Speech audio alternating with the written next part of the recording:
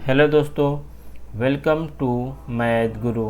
मध्य प्रदेश और हरियाणा में जो है बम्पर गवर्नमेंट टीचिंग वैकेंसी निकला हुआ है। दोनों ही प्रदेश में कब से कब तक फॉर्म फिलअप किया जाएंगे, कितना लंबा पोस्ट है, इन सभी बातों पर चर्चा आप लोगों के साथ इस वीडियो में करूंगा। अगर आप लोग चैनल पर नए हैं तो चैनल में बने रहिए। समय समय पर किसी भी राज्य में टीचिंग वैकेंसी से रिलेटेड कोई अपडेट आता है तो लगातार मैं अपने इस चैनल पर आप लोगों को देने का कोशिश करूंगा। सबसे पहले बात करूं मध्य प्रदेश। ये वैकेंसी ऑलरेडी जनवरी 28 जनवरी से लेकर 11 फरवरी तक इसका फॉर्म ऑलरेडी फिलअप किया जा चुका था, लेकिन कोर्ट के निर्देश के बाद एक बार फिर से जो है ऐसे अभ्यर्थी जिन्होंने मध्य प्रदेश में जो 10,758 टीचिंग वैकेंसी निकला तो उन्होंने अगर फॉर्म फिलअप नहीं कर पाए हैं तो वो 17 मार्च तक जो है इस फॉर्म को फिलअप कर सकते हैं। यानी ऐसे अभ्यर्थी जिन्होंने पहले फॉर्म फिलअप कर दिया है उनको दोबारा से फॉर्म फिलअप करने की ज़रूरत नहीं है।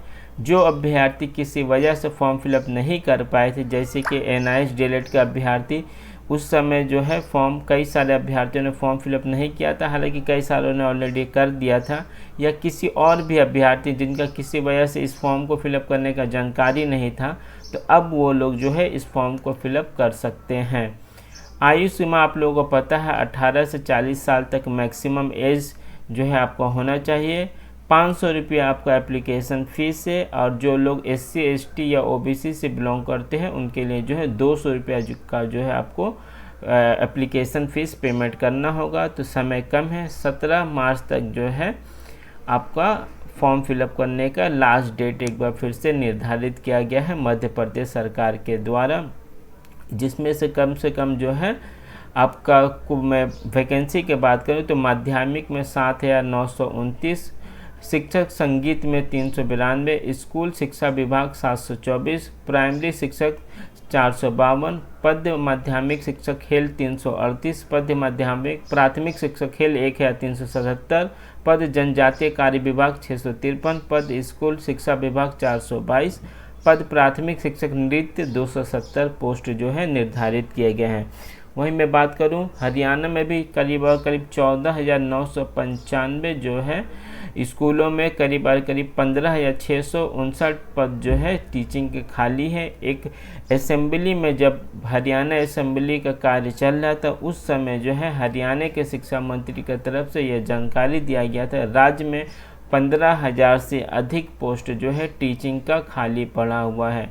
तो जहां एजुकेशन राइट टू एजुकेशन के अंतर्गत आता है, जिसमें स्पष्ट तौर पर टीचिंग और स्टूडेंट का रेशियो 30:5 प्राइमरी के लिए और 35:1 अपर प्राइमरी से लेकर सेकेंडरी के लिए ऑलरेडी NCT के द्वारा निर्धारित किया गया है। और राइट टू एजुकेशन यानी हमारे फंडामेंटल राइट में एजुकेशन आता है, उसके बावजूद भी जो है टीचिंग और स्टूडेंट का रेशियो कई सारे राज्य में जो है सही नहीं है।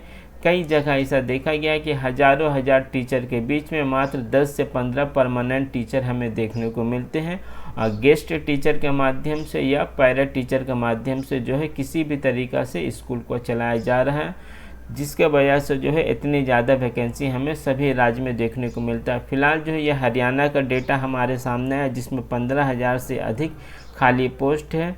और एजुकेशन मिनिस्ट्री के द्वारा यह आश्वासन दिया गया था असेंबली में कि जल्द ही जो है ये सभी जितने भी रिक्त पद हैं उसको भरने की प्रक्रिया चालू कर दिया जाएगा। तो उम्मीद है 1 से 1.5 महीने के अंदर हरियाणा में भी जो है एक बड़ी टीचिंग वैकेंसी हमें देखने को मिलेगी। हालांकि अभी तक हरियाणा का जो मैं वैकेंसी की बात करूँ उसका कोई भी फॉर्म फिलअप का डेट या एग्ज़ाम का डेट ऑफिशियली तौर पर निकल के सामने नहीं आया है, लेकिन असेंबली में एजुकेशन मिनिस्टर के द्वारा इस बात का आश्वासन दिया गया कि जल्द इन सभी खाली पदों को जो बचे हुए खाली पद हैं उसको भरने का जो है प्रोसेस चालू कर दिया जाएगा। तो उम्मीद है 1 से 1.5 महीने के अंदर हरियाणा में भी हमें वैकेंसी देखने को मिलेगा। ये 2 राज्य में जो है वैकेंसी से रिलेटेड अपडेट था। किसी अन्य राज्य में अगर वैकेंसी से रिलेटेड कोई नया अपडेट आता तो मैं आप लोगों को देने की कोशिश करूँगा। चैनल पर नए हैं तो चैनल के साथ बने रहें। Thank you.